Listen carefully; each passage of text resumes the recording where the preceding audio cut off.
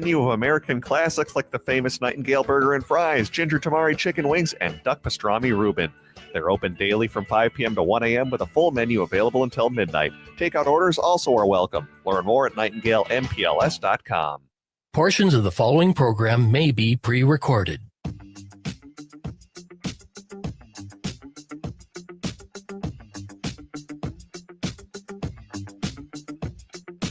Broadcasting live on AM 950, the Progressive Voice of Minnesota, in the evenings on WCPT 820, Chicago's Progressive Talk, and in the nighttime hours in Seattle, 1150 AM KKNW. It's the Matt McNeil Show on your Wednesday. Jeff Stein going to be joining us here a little bit later on. We'll get an update from him. He was gone last week, I'm presuming, down to El Salvador. 1 second here. Let me, coming up in the next hour, second hour, John Owens, One Spring Up North. He's got a new kids book out here. We're going to talk to him about this because this is the third in the series on these books, and they're fantastic. But they're fantastic for a very weird reason. They have no words. They're just wonderful pictures. And if you are like me, and when you raised your kids, you read to them a lot, this is gold. This is gold. It is absolutely gold. We'll talk to him about that coming up here in a little bit. Brett is here with us today. Hello, Brett. Hello there. You've been working on the radio voice. Very nice. There are certain things. I respect people that go out and do science and stuff like that. I do this, but there are some things which I think we can all say, like, what are you doing? Okay. This is not a good thing. Here's a great example of this. The colossal squid. Okay. The heaviest invertebrate in the world has been filmed alive in the wild for the first time since it was identified a century ago. Now, first of all, that should tell you these things don't want to be seen. So you going down and poking the bear, boop. I don't even know where you'd boop a squid, but boop. I don't know if that's a good idea. The squid, which can be 23 feet long, weighing up to half a ton. The squid is the heaviest invertebrate on the planet. The individual captured on film near the South Sandwich Islands in the South Atlantic Ocean is, though, just a baby at basically a foot long in length. Now, once again, what the hell are you doing down there? Get out of there, man. I've seen this before. Mom and dad are around somewhere, and they're not going to be too happy. You're poking the giant squid. Which, by the way, does sound like a euphemism for sex. You know, it's like, hey, who wants to poke the giant squid? God. Oh, I know. I'm a child. Anywho, the video taken by the international team of scientists and researchers, are they still alive? Do we know, are they still alive? Or is this like Blair Witch Project and it's found footage, that sort of thing? No, this does sound like it's the start of like a late 1970s horror movie. 1970s. This is early 1990s, man. You know, with the Leviathan and the Deep. No, this is. Hey, I wonder where all the dolphins went. I mean, usually that's how this whole thing starts. There used to be dolphins everywhere around here. Now they're all gone. The video taken by an international team of scientists and researchers on board the Schmidt Ocean Institute's research vessel Tasty. No, sorry.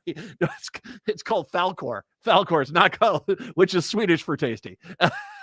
Actually, I don't know what, I have no idea what Falkor means, but I'm going to guess it's tasty. Shows the most transparent juvenile with 8 arms swimming in its natural habitat in the deep sea. It's captured on video by a remotely operated vehicle, a 35-day expedition searching for new marine life. Well, there you go. Congratulations. Get the hell out of there. I mean, the name of the islands is the Sandwich Islands. The hint's already there. I mean, you might as well, it's the Old Country Buffet Islands, you know. Just line up the researchers and scientists. It's time to go. Oh, and they've got a chocolate fountain. How nice. Get out of there. I've seen this before. Speaking of disgusting creatures, Marjorie Taylor Greene. You knew it was coming. All right, so let's talk a little bit about, bubbles here. Police use a stun gun on 2 people. Wow. Arrested 3 attendees overall at a town hall meeting hosted by Representative Marjorie Taylor Greene. I don't recall. On Tuesday. Protesters repeatedly interrupted Green during the town hall in Ackworth, which is about 30 minutes outside of Atlanta. One man, Andrew Russell Nelms, began booing Green almost as soon as she began speaking. He was dragged out of the room by police officers who used a stun gun on him, according to the New York Times. Of course, Green, in her ever classy manner, bye, bye, bye, Roid Rage said herself, as protesters were escorted out of the room by police. As ever, Green mounted an ardent defense of Donald Trump, touting to his constituents his plan to cut taxes and downsize the federal government, while parrying questions about whether his administration would slice safety net programs like Medicaid and Medicare. Police were kept busy removing protesters who interrupted Green as she spoke, including one who, after the Congresswoman praised how the Trump administration was bringing the full weight of federal law enforcement against undocumented immigrants, yelled, "Well, what about the KKK?" Here she goes. "I'm glad they got thrown out. That's exactly what I wanted to see happen," she said after the roughly hour-long event. "This isn't a political rally or a protest. I held a town hall tonight. You know who was out of line? The protesters," Green said at the event, talking to the Atlanta Journal-Constitution. You know, she basically then goes on, and it's not quoted in this story. I think this was The Guardian.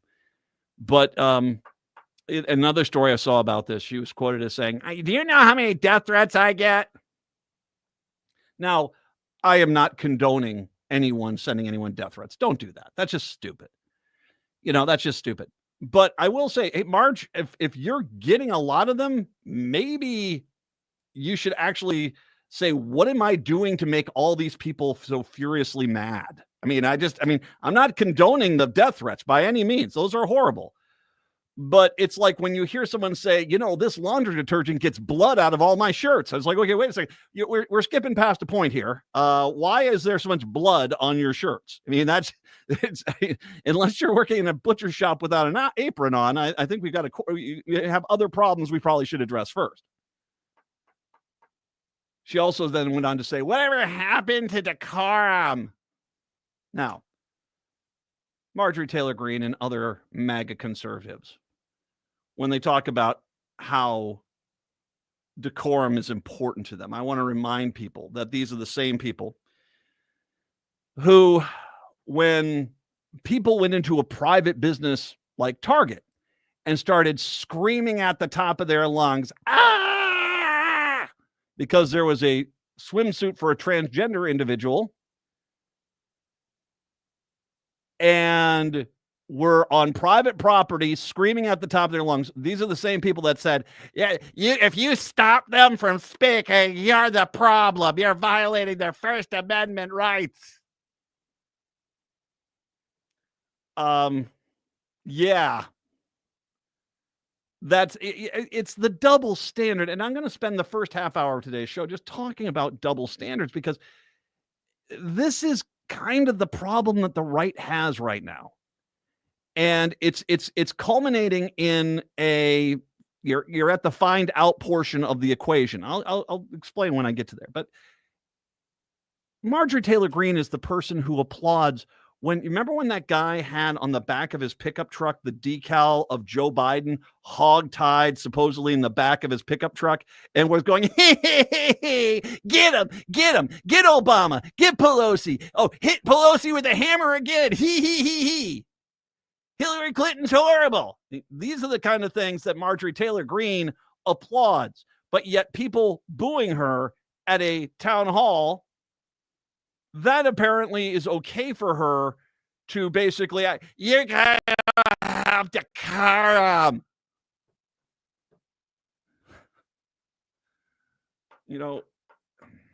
Red She-Hulk is she's just a hoot. I'm kind of tired of this, but this is kind of the thing that has percolated within the Republican Party and within politics that has gone unaddressed. And that is this insane double standard which MAGA and rural America have. Have you seen any of the videos of MAGA voters who are tragically and sadly going to lose their business, their farm, whatever the case may be. And they come on out there and say, for all you liberals, you're out there cheering on my business's demise. How dare you do this? I'm just as much as a victim as everyone. And they don't. No, you're not as much of a victim as everyone else, because everyone else who's a real victim, whether that's Hispanic, Latino people being shipped off to El Salvador in gulags, or the transgender people who are basically being told, or they're warming up the planes for them next. Or, they basically the farmers and the middle class who have been destroyed by Trump's tariff plans already. You guys want to sit there and act as if all the stuff you voted to do, which was to hurt other people, that's why you did it. It's not my fault. It's not anyone else's fault that you, when he was saying, I'm going to kill Medicaid, and you went, yay, because that's what you did. And then you went and proudly voted for it. He never said, I'm going to just get rid of Medicaid for black people and minorities and the liberals. He just said, I'm going to get rid of Medicaid. I was here. I have been here for a year, starting in November of 2023, screaming at you, for God's sakes, you do not want to do this. And you said, yeah, we do. We're going to own you, man. We're going to own you. Own you libs. Own you libs. And that was you. That was you. You voted to hurt other people as opposed to make your lives better. That's what you did.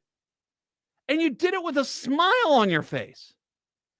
And all of us on the left, we're telling you, oh my God, if you do this, do you know what he's going to do to you? And you said, I don't care.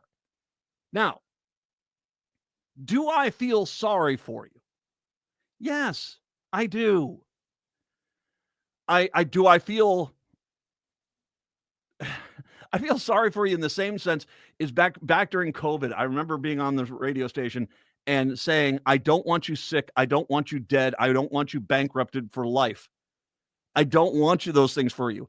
Get vaccinated. And people are saying, you're part of the agenda. You're part of the Star Chamber.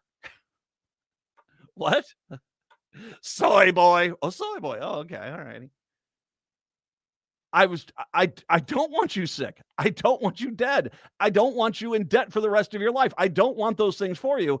And yet when I kept telling you, don't do this, go get a vaccination, you basically convinced yourselves that all this stuff was, well, it was all a joke. It was all a lie. You were all the victim. Everyone else was lying to you. And then it became hard when you got sick and you did go bankrupt. And you're saying, won't you feel sorry for me? I said, I kind of do, but not as much as I did before. More on this in a second. It's the Matt McNeil Show.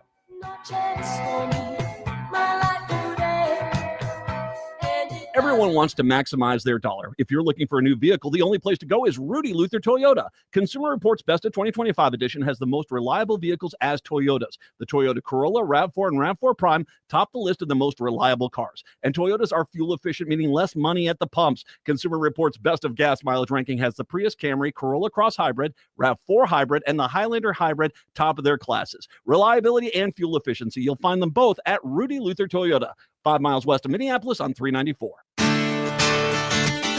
Greg Bakken here. Like you, I love good, fresh, delicious food. So I want to tell you about this treasure in Roseville called Maverick's Real Roast Beef. Maverick's has the best roast beef sandwiches I've ever had. Made fresh every order. Add fries or onion rings dropped in the fryer when ordered, and you have a winning combination. Maverick's Real Roast Beef has a lot more than roast beef, so check out their website, mavericksbeef.com, or check out their restaurant on Lexington in Roseville. Would you let animals pick your insurance? Do you really need to experience mayhem to get the best rates? Or how about a celebrity quarterback or fake university saving you money? There's a lot of marketing stunts when it comes to insurance, but what you really need is someone looking out for you. Call Array Insurance, and they will work hard to find you the best insurance coverage and rates. So avoid gimmicks and call Cheryl at Array, 763-504-3067, or arrayinsurance.com. Array Insurance, working hard for you. Do you remember that invincible feeling you used to have? the boundless energy, the clarity of mind, the effort with which you faced every challenge? What if you could feel that again? If you ever took a biology class and heard the term mitochondria, this is the powerhouse of each of your body's cells, and this is where energy is created to do all the things we do. The demands of modern life, such as stress, aging, and environmental toxins, decrease our mitochondrial function, and we experience things like decreased energy, brain fog, and we generally feel exhausted. At Hypercharge Wellness Centers, our treatments offer gateways to rediscover your lost essence, to feel alive, invigorated, and whole once more. Call or go online to schedule your free introductory session valued at $200 today. This is your opportunity to feel the difference for yourself. No matter where you are in the Twin Cities, there is a convenient location near you. Visit hyperchargeclinic.com now. That's hyperchargeclinic.com. Hypercharge is hope. Brush up on your creativity at Twin Cities Pride's Paint by Numbers Night Out. Join the fun on Saturday, April 26th from 6:30 to 8:30 p.m. at the Pride Cultural Arts Center. Whether you're a seasoned artist or can barely draw a stick figure, this is your chance to relax, paint, and connect with your community. For just $35, you'll get a Paint by Numbers kit, light refreshments, and a fun, relaxed space to let your inner artist shine. Come solo or bring a friend. Everyone's welcome. More info at tcpride.org. That's tcpride.org.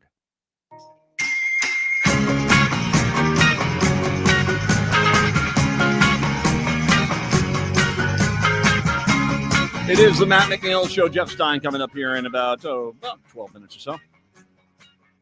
So, do I feel sorry for these MAGA people that all of a sudden have come to the realization that all of a sudden their livelihood is in dramatic jeopardy? Their job might go away. Their farm might go away. Their business might go away.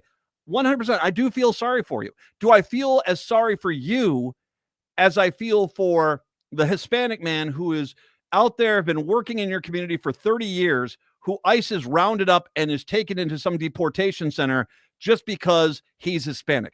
No, I don't. And the reason why is that you voted for this. You cannot tell me when Donald Trump said, I'm going to do all these things. I'm going to round up all these people. I'm going to put the tariffs in place.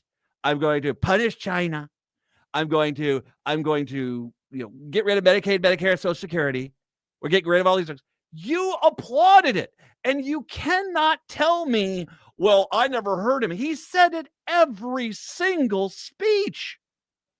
Every time you were glued to Fox News or Newsmax or OAN, watching it over and over again, posting it on your social medias, sending it via emails to every family member you know, talking about he's owning the libs. You voted for all of this because you thought it was only going to be for other people. And so, yeah, I feel a little sorry for you. And I don't think people should go out there and trash talk and throw it in your face necessarily, because all of a sudden you just got smacked in the face by a 2x4. You just did. And that's got to be kind of hard, especially if you're in rural America where there's just not a lot of opportunities out there. And you're like, okay, is this it? Are we finally doing what generations of farmers have done since the 1910s, 1920s, and loading up the car and driving into the city? Because you can't afford to do anything else out there. I feel sorry for you. I just don't feel as sorry for you than I feel for other people that you voted for all this stuff to happen to. And I think a part of this comes once I talk about the dichotomy, whether it's Marjorie Taylor Greene, screaming about, isn't it great Joe Biden is being portrayed as being violently attacked, or Nancy Pelosi is being portrayed as violently attacked, and some people open their mouths and she tases them, gets them tased at a town hall and dragged out. And by the way, we should talk about the police department there. Talk about El Salvador was blushing, you clowns. Dear Lord, nice police department you got down there. Or should I just say hired thugs? Because they looked horrible.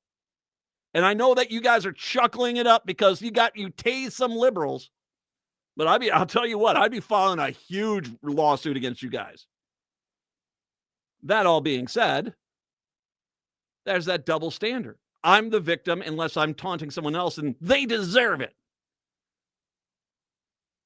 people who voted for Trump. I hope he makes those people suffer. And then when they suffer, you need to feel sorry for me. Well, good luck with your GoFundMe page. I mean, I feel sorry for you, but I mean, you asked for this. But it brings up a point which,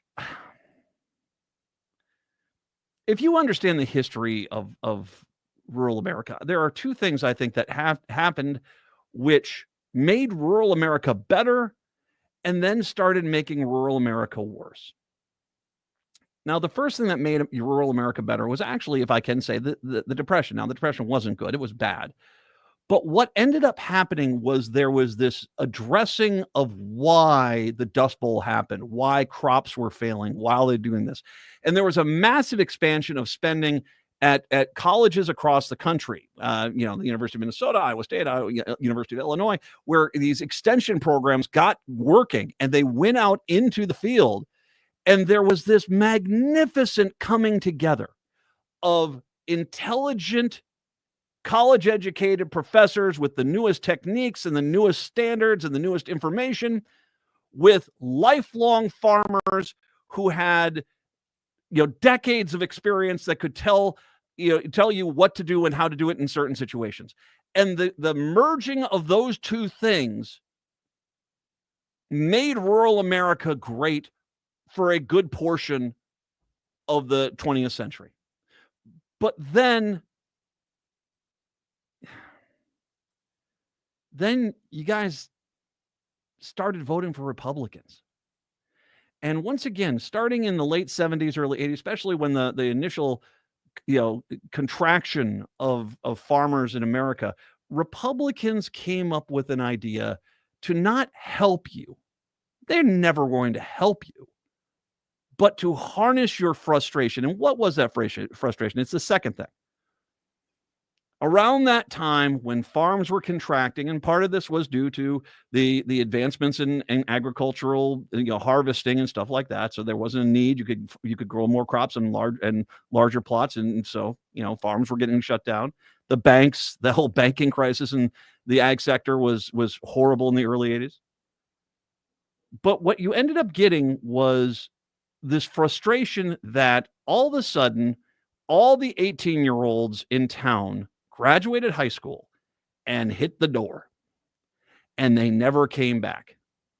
And it built resentment upon resentment upon resentment over the decades, where there is, and you go out to rural America now, and the vast majority of the population is 55 and older or 18 and younger, and that's it.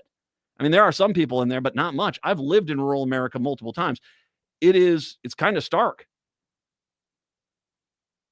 And it basically, Republicans turned this into a winning message by basically convincing you it's all those brainiac metro people working against you. We're on your side. Vote for us, and we'll hold them accountable for stealing your kids, and they never come back home. And it is developed into this outrageous rage. I mean, seriously, how many times have I talked to somebody in rural America where it's like, you guys need to understand, we're just wholesome, simple folk that just know what we're doing. I have no doubt about that. I have no doubt about that. But the next words out of your mouth is, you brainiacs with all your learning. You guys don't know a thing. We're the smart ones. You're the stupid ones. Just that. And you think that that's an exaggeration. How did a lot of people in rural America react to vaccines during the COVID? Oh, that's right. All the doctors are in on it together. It's a massive conspiracy. As opposed to say, well, thank God the doctors are here. Maybe they can save our lives. It became, you have bought this narrative that you're the only smart ones left, and everyone else hates you. That you're wholesome and you have integrity, and everyone's rooting against you. And that's just not the case, man. And this has happened. And once again, the Republicans are sitting there and they're laughing at you. They are laughing at you because they have never made your life better. In 50 years, the Republican Party has never made a rural America better. They have just not done it. They have just not done this.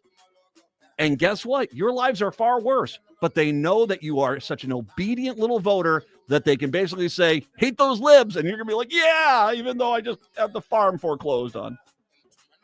See, that's the problem. You got to fix that, man. All right, Stein, when we come back, it's the Matt McNeil Show. It's Brad Friedman, your friendly investigative blogger, journalist, and host of the Bradcast on AM 950, KTNF, St. Louis Park, Minneapolis, St. Paul, the progressive voice of Minnesota. A wonderful Easter is easy with the annual Easter brunch at the Park Tavern. Enjoy Easter ham, roast beef, all your Easter breakfast favorites, all the sides and desserts. Seating's from 10:30 to 3 on Sunday, April 20th, and you need reservations. $24.95 for adults, $19.95 for those 65 and over, and kids 12 and under, and 5 and under are free. And don't forget the hour of free bowling with every reservation. Call 952-929-6810. That's 952-929-6810 on Louisiana Avenue, north of Highway 7 in St. Louis Park. Easter brunch is fun and easy and waiting for you at the Park Tavern. According to a VA study, each day over 22 veterans take their own lives. Together, we can win the war against veteran suicide. Join Mission 22 to let our vets know that they have an army behind them that cares. This message courtesy of Weedman Lawn Care and Mosquito Hero. Serving our area with excellence for all of your lawn care and bug repellent needs. Call 651-456-9696, 651-456-9696. That's Weedman Lawn Care and Mosquito Hero supporting our veterans. You're listening to AM 950, the progressive voice of Minnesota. Turn to Auto Technical with your vehicle donation. Even though Auto Technical is a small nonprofit, we have helped more families with transportation than any organization in Minnesota. Since '94, we have reconditioned donated vehicles so they have a higher tax benefit. Call Richard at 612-919-5526, 612-919-5526, or autotech.org. Hi, I'm Peter Solak. And I'm Adam Ostrowski. We are here at Woodland Stoves and Fireplaces to talk about the joy of live fire cooking. Cooking over a live fire is the oldest and most basic form of cooking. What's new is in the way fire is handled and its heat is managed. It's easier to experience and enjoy the smell and taste of food cooked over a live fire. Woodland Stoves and Fireplaces sells and installs live fire grills, fire pits, and ovens. Let us help you experience the smell, the taste, the fun of cooking with fire. Pizza was first made and is still best made in an open fire oven. The radiant and conductive heat of a live fire is unmatched for wood roasting and baking artisan breads too. Come see the many ways you can cook over a live fire. Woodland Stoves and Fireplaces has over 35 working wood and gas units on display at the corner of East Franklin and Riverside Avenue in Minneapolis. More information at woodlandstoves.com. Find the fire that works for you. Woodland Stoves and Fireplaces, out of the ordinary products and services since 1977. With your AM 950 weather, I'm Brett Johnson. Look for partly sunny skies today with a high near 61. Tonight, partly cloudy with a low around 46. And Thursday, rain with a high around 67. Let Natural Lawn handle lawn care so you can enjoy your yard. Their organic-based treatments feed the soil naturally using fewer unnecessary chemicals. It's safer for the kids, pets, and the planet. With no contracts, expert soil testing, and a 100% satisfaction guarantee, your lawn is in good hands. Learn more today at naturallawn.com. Jeff.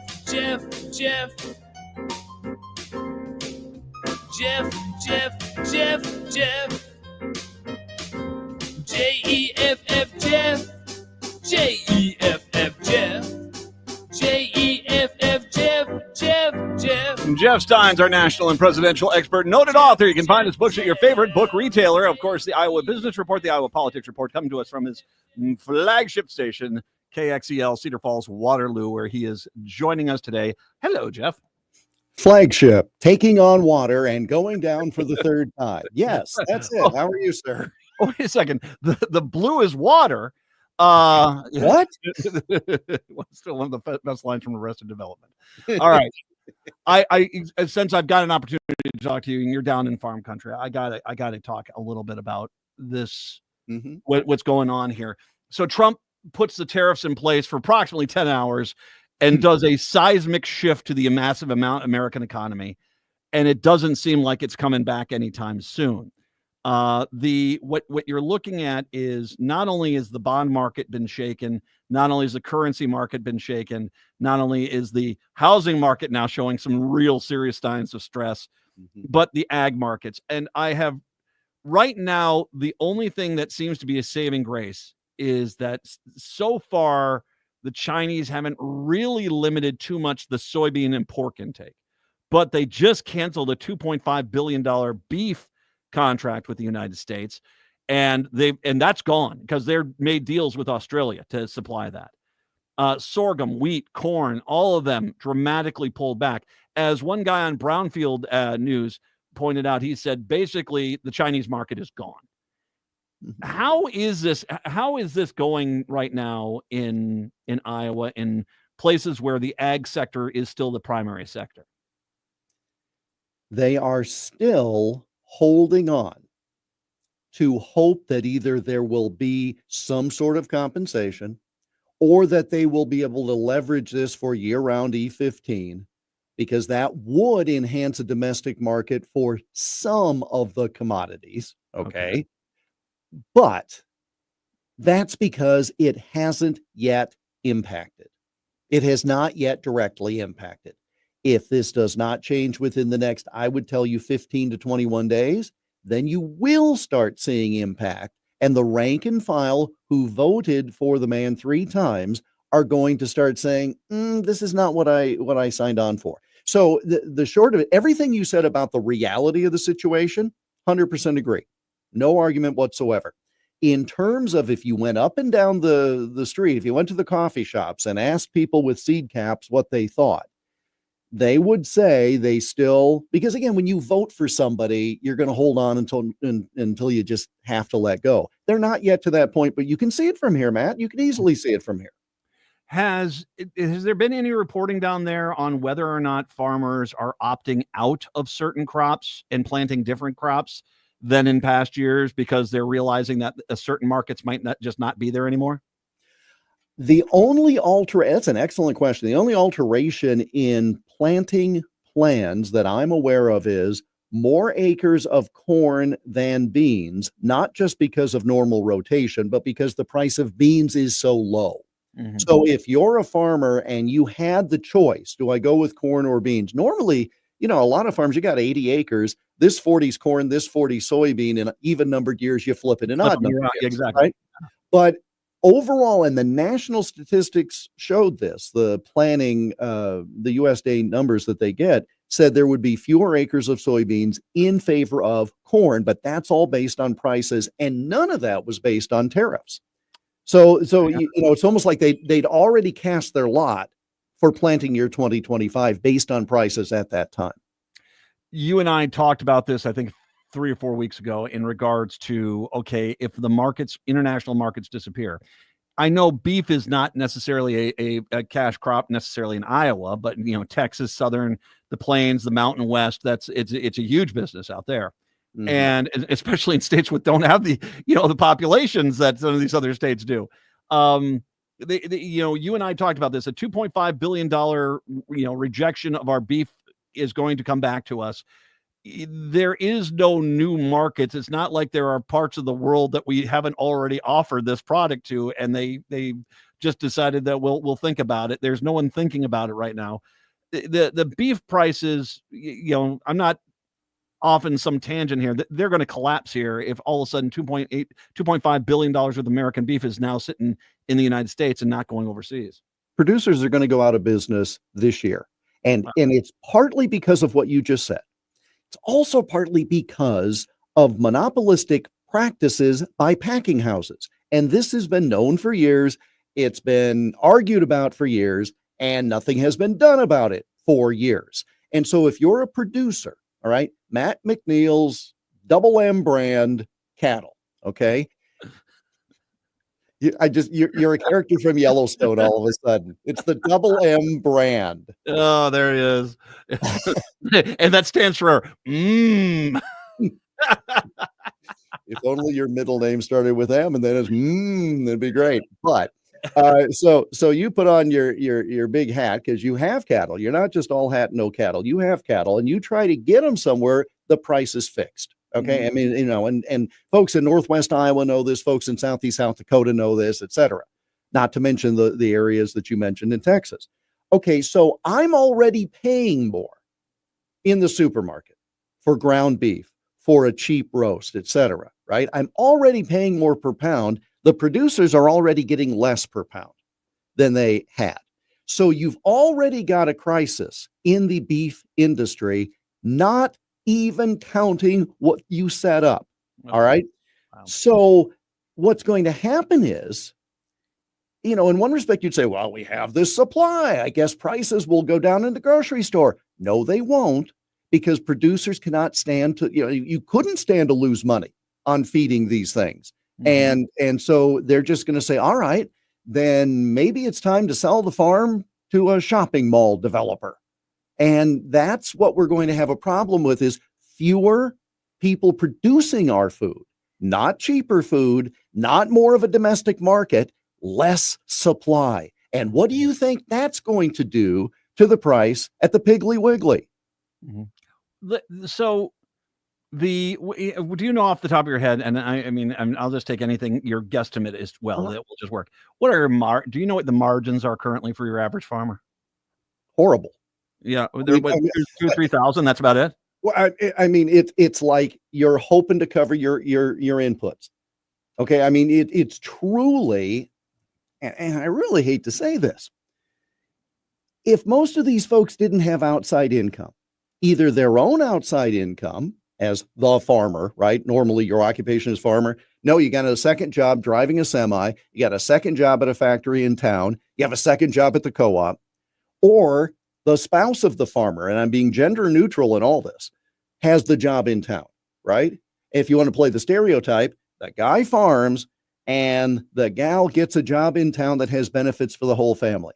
If not for that, you have no family farm, given how things are going now, period. And I say that with no delight by any stretch. But when you're talking about some of these metro areas, and again, for the audience's benefit, you worked in central Iowa, Ames, Des Moines area. That used to be two areas. Now it's all one big mess of development. But when I was on the farm, I was talking to a multi-generation family farmer, and they're talking about handing it down. And the problem is they're landlocked because of other development. And at some point, the cost per acre, you'd be a fool not to take it from McNeil Development Company to put up a mixed use building. Yeah. Because you're scrabbling every year just to make it turn out even. And somebody's handing you this massive amount of money, far above what you would get for it as agricultural land. I literally talked with a young man, I think he was 35, and his father, in charge of the family farming operation, said, you got to find a way to make more money off this ground if you want to be a part of it. Because if not, this guy's got a check and I'm out. Well, and it used to be a hobby farm was, a few hundred acres, maybe 200 acres at most. That was a hobby farm. Now, basically, it by what you described, kind of the hobby farm really is gotten a lot bigger because just your costs are off. So I'm going to let me bring in the liberal conspiracy mind here. The rest of this wasn't. Oh, okay. No, this is basic information, but this sets up the next question. All right, sir. The one group of people that seem to have the best opportunity here are the massive, large corporate farmers who, let's face it, when the checks start coming on out, they get 95% of them. And they're sitting there licking their chops, looking at every farm around them and saying, I can buy these guys out. Was the entire purpose of this a reward to the largest corporate ag producers who support Trump and the Republicans? Because basically the payback is that 7 people are going to own 90% of the farming country in Iowa. I'm going to sort of agree with you, but in a different way. It's not that these big companies are now going to, just scoop up all this farm ground. Those people are not going to sell to the corporate farm interest. They're going to sell to developers. Now, the end result is fewer acres being farmed by fewer people, which therefore does inure to greater profits for those big folks who can wait it out. So the end result is the same, but it's the way of getting there. It's not so much that big corp is now going to buy the little family farm.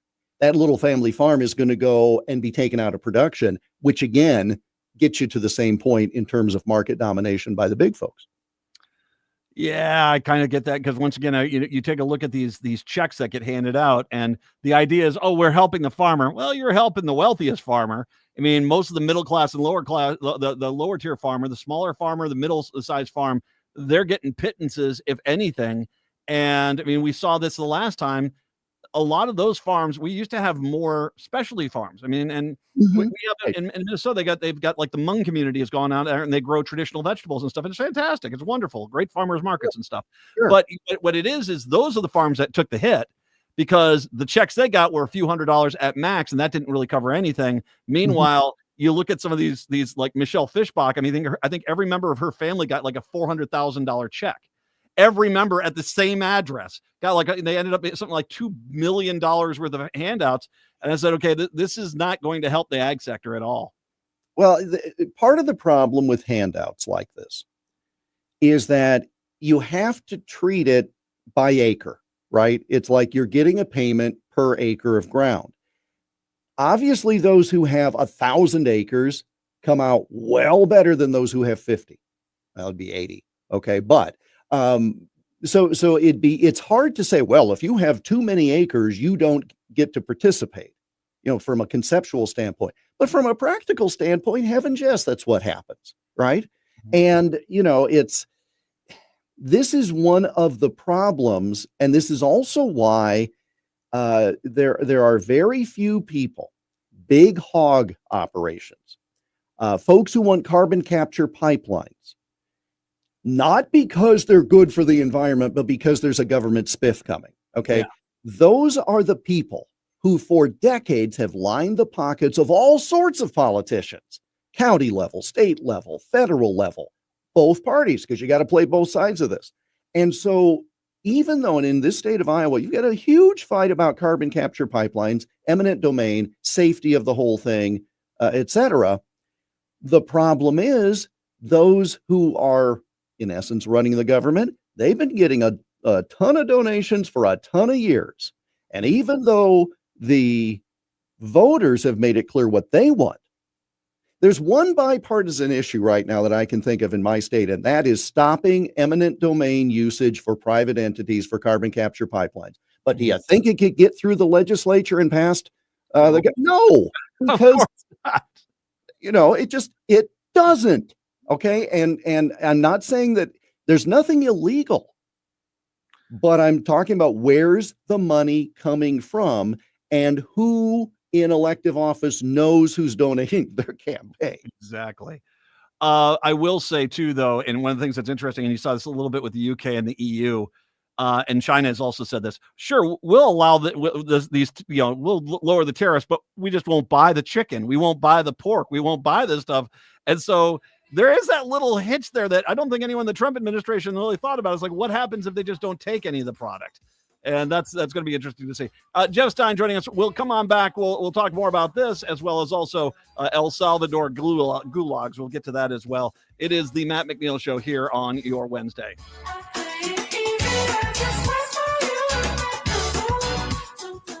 Brush up on your creativity at Twin Cities Pride's Paint by Numbers Night Out. Join the fun on Saturday, April 26th from 6:30 to 8:30 p.m. at the Pride Cultural Arts Center. Whether you're a seasoned artist or can barely draw a stick figure, this is your chance to relax, paint, and connect with your community. For just $35, you'll get a Paint by Numbers kit, light refreshments, and a fun, relaxed space to let your inner artist shine. Come solo or bring a friend. Everyone's welcome. More info at tcpride.org. That's tcpride.org. Hey, this is John Parker with The Gaily Show. Who knew 20 years ago, even 10 years ago, that social media CEOs would deliberately turn their platforms into far-right engines of fascism? TikTok shares your personal data with China's authoritarian government. Twitter is the primary site for MAGA organizing and spreading their propaganda. And now Facebook, Instagram, and Threads have not only stopped fact-checking far-right disinformation and lies, but they wrote the following policies telling its users that they can post, and I quote, allegations of mental illness or abnormality when based on gender or sexual orientation. And they can also explicitly refer to women as, and again, I quote, household objects or property. So AM 950 and The Gaily Show have moved to Blue Sky, where far-right extremists are banned on site, there is no algorithm, and social media is, well, sociable. Plus, we've created a listener starter pack just for you. Use our starter pack to immediately follow all of your favorite AM 950 shows already on Blue Sky. We're at thegailyshow.org. That's at thegailyshow.org on Blue Sky. Hey, it's Tom. As the birds begin to sing and the days grow longer, there's no better time to spring into savings than now with All Energy Solar. Spring is perfect for home improvements, so why not choose a project that saves you money and helps create a cleaner, greener planet? While solar panels require an initial investment, the savings on your energy bills quickly add up. With a lifespan of at least 25 years, your system from All Energy Solar can save you tens of thousands of dollars over time. Act now and you can still take advantage of the 30% federal tax credit. Plus, you may qualify for additional incentives depending on where you live. The future is uncertain, but with solar energy, you can lock in your energy rates for years to come. With All Energy Solar's experience and expertise, they'll guide you toward a greener future and unlock the full potential of solar power. Take the first step toward energy independence and a greener future. Get a free consultation today at allenergysolar.com. That's allenergysolar.com. Hello, everyone. I am Becky McNeil, along with Tara Martini, hosts of Feels Out Loud, brought to you by Becoming Together Therapy and Wellness. This Sunday, tune in as we process through what active listening is and how it can be used to form connection. If you have a question about active listening, visit our website at www.becomingtogethermn.com to find the Feels Out Loud page. We may share your questions on the show, so join us at 9 a.m. to live and share mental health together.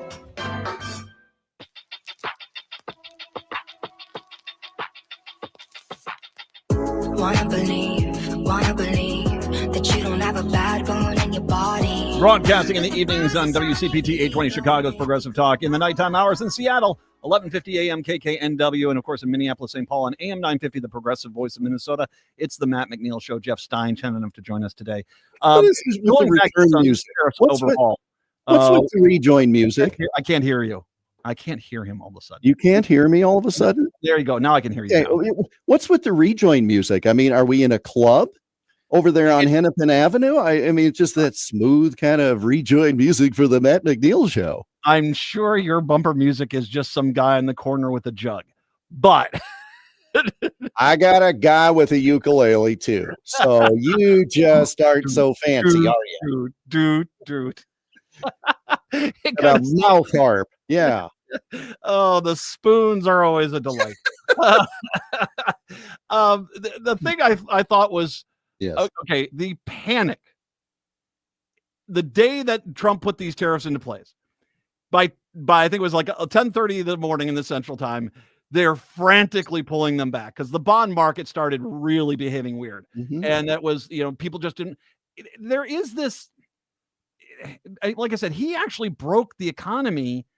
And if you read international financial news, especially out of London, some of the stuff that's coming out of Japan and stuff like that, there definitely is this, where can you put your money that's not the United States, because the United States is gone.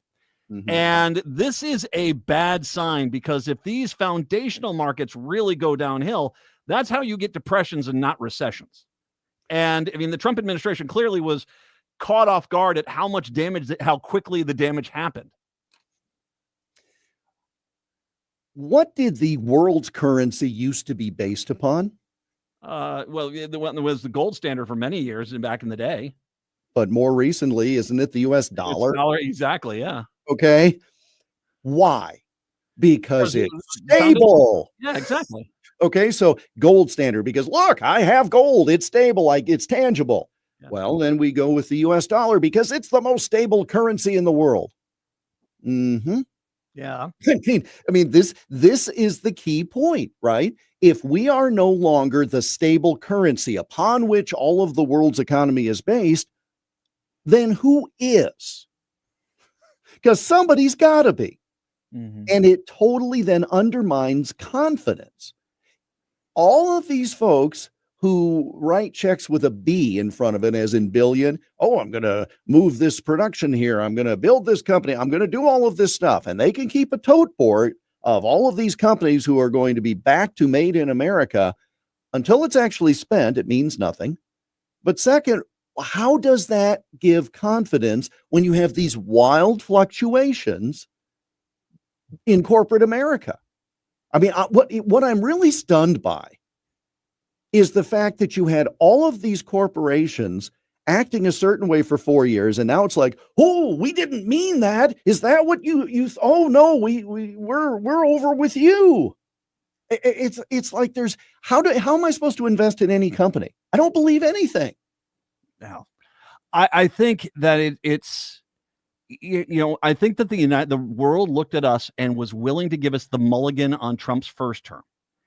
And then they brought him back in. And we can make an argument about, there have been people that have come in and done a lot of shaking of the foundation within the presidency. Adams did it, Jackson did it, stuff like this. But the problem is the world that we have built up, and I think that this is the world that we're seeing now, is this isn't a simplistic world where Woodrow Wilson is the president and he can be an isolationist and he doesn't want to do this. The world is such a complicated, complex place, and the idea that you can just shut down one thing or just impose a bunch of walls around something is just such a stupid concept. And the rest of the world, I think, has said, we gave you your one mulligan. Now we're just going to presume you guys are just fools that you put him back in charge again. When Woodrow Wilson was president. Yeah. Sort of, or whomever. Yeah. Whatever Mrs. Wilson's name was, Edith. When Edith was president. She was actually for a while thereafter. I know. That was my point. Last 2 years of his term. That was my point. It's like, or whomever.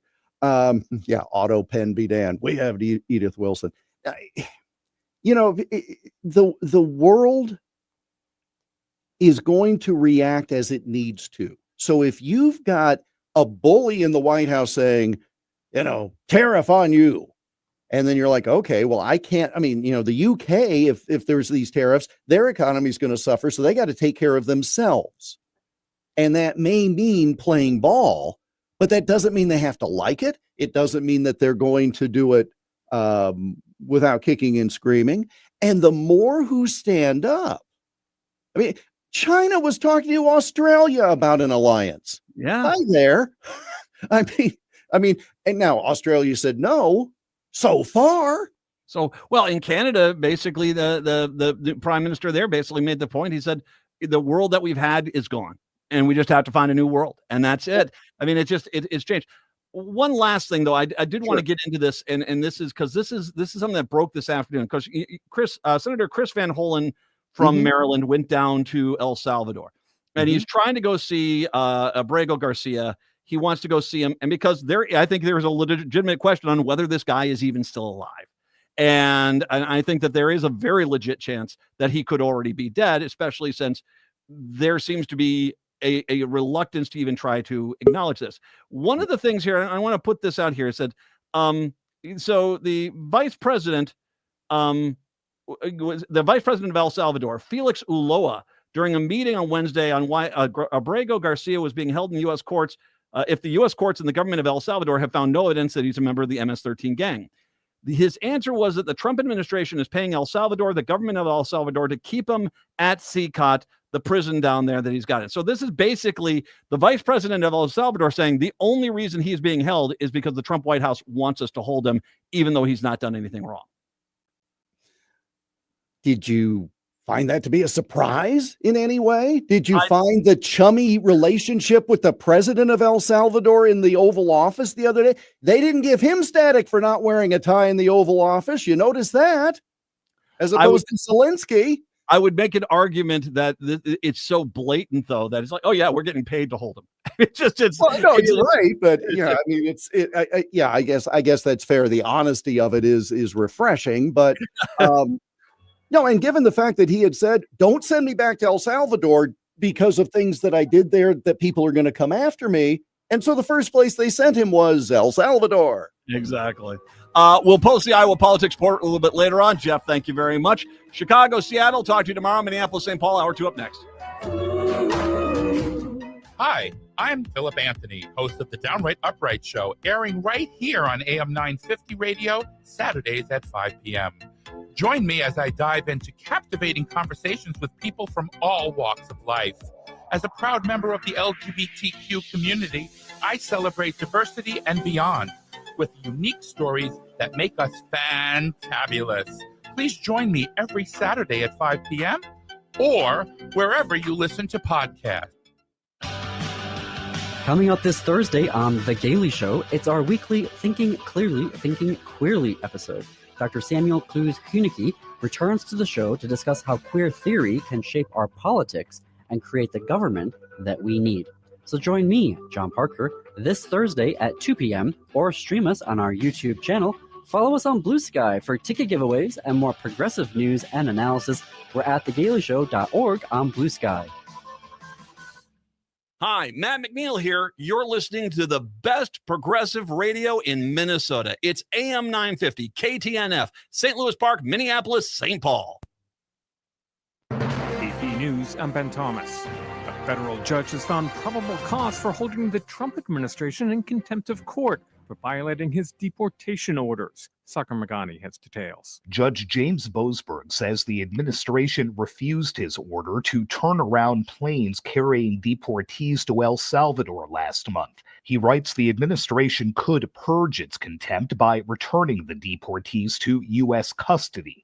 If it does not, he might make a prosecution referral. Boasberg says the Constitution does not tolerate willful disobedience of judicial orders. We are complying with all court orders. White House spokeswoman Caroline Leavitt and others have accused Boasberg of overstepping his authority.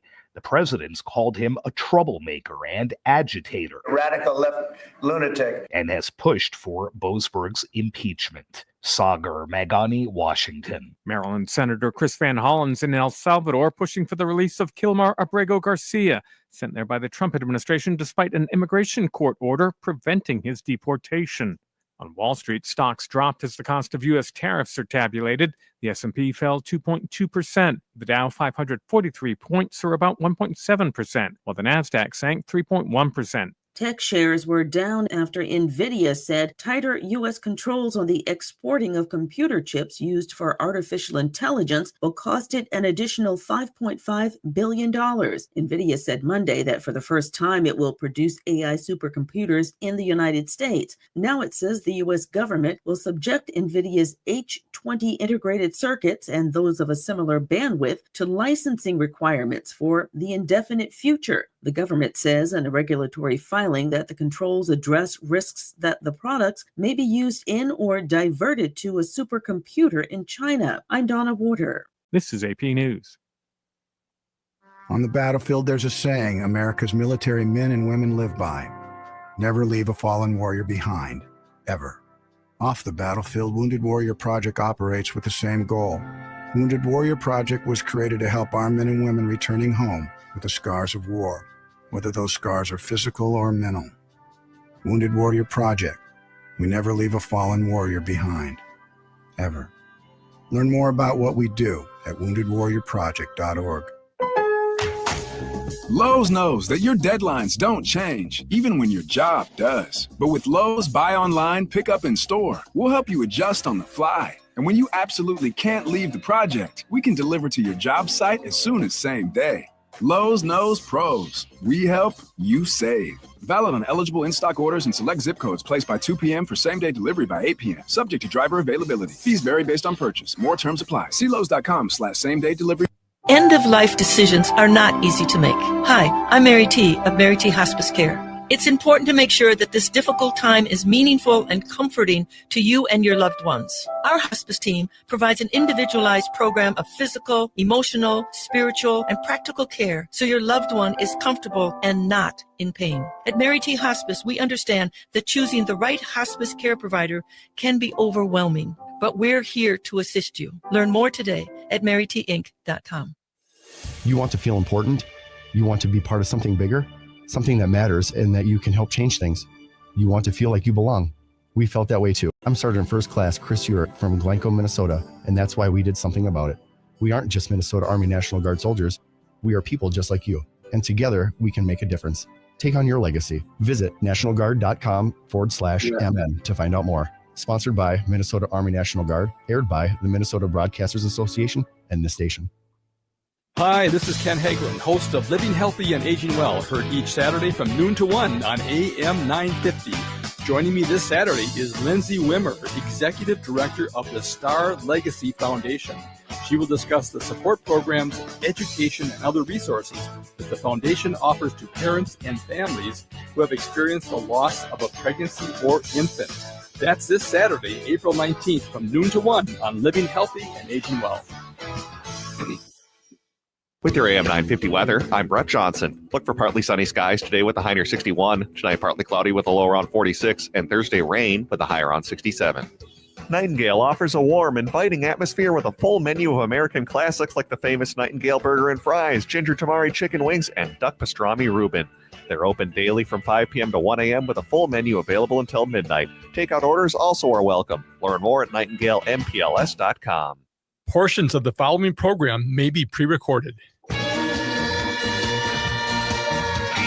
Hour number 2 of the show here on your Wednesday. Good to have you with us today. I should mention just really quick, the Twins actually did win today. I know.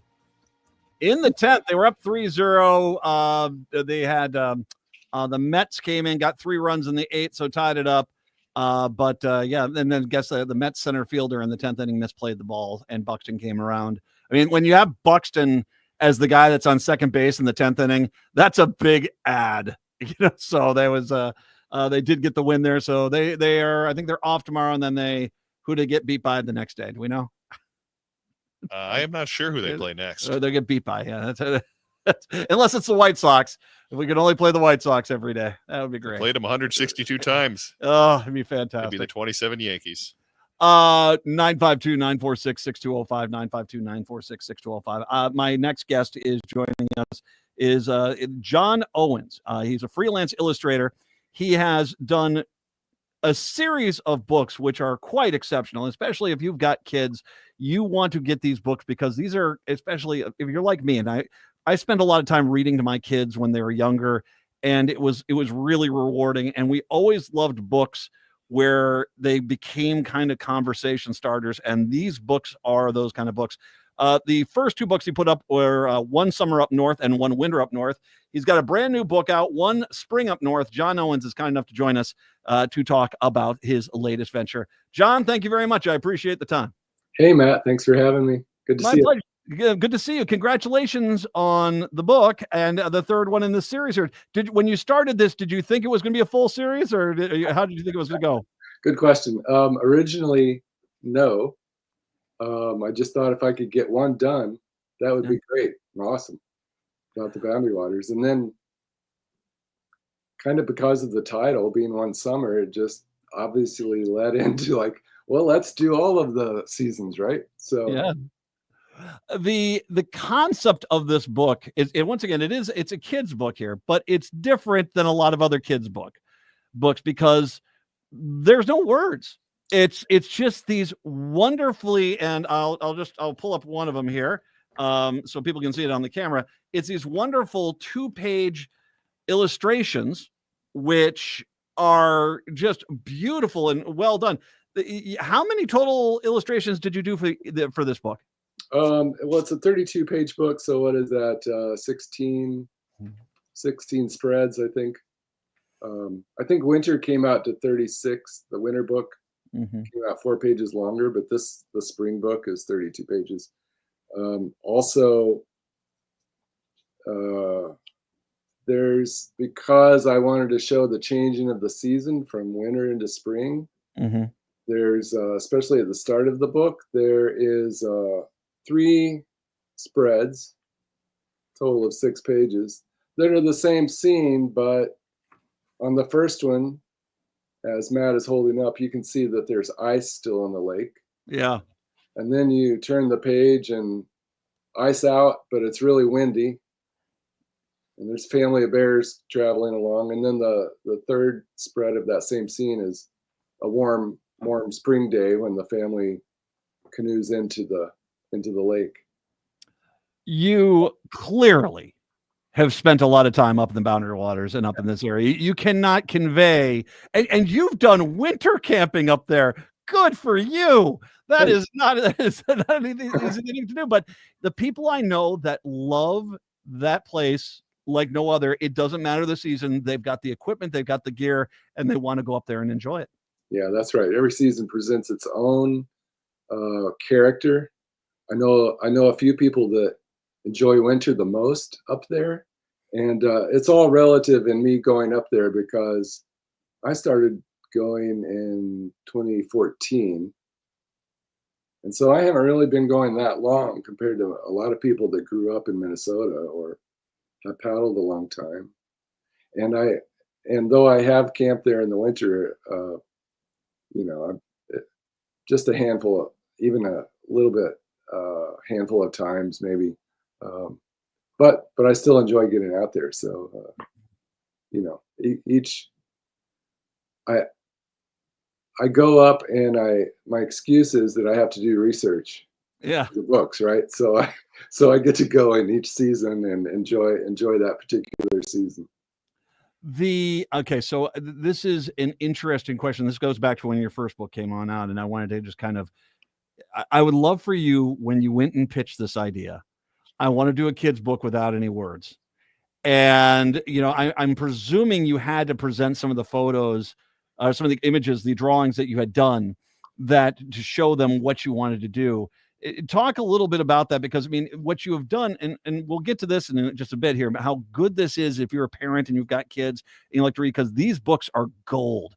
They're just absolute gold, because it's a conversation starter with your kids that, it gets them into reading and gets them into books and might even get them into the Boundary Waters, but it's kind of good that way. But talk about the initial idea and how you sold this, and the idea of, trust me, this is going to be good. This is going to work.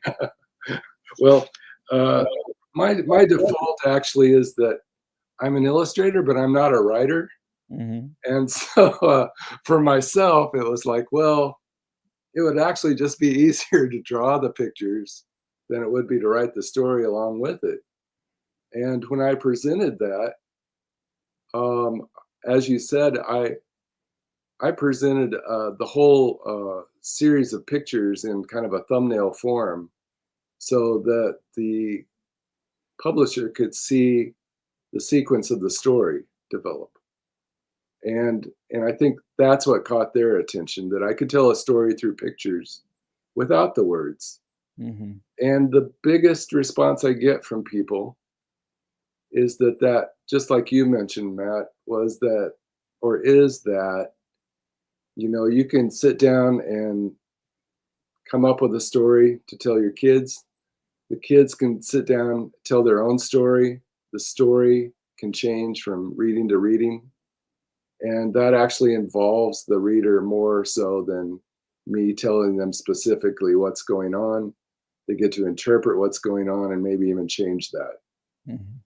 So, yeah, I think that's, for me, it just worked out really well that way, being that, I can create the images, and then that really captures people's imagination.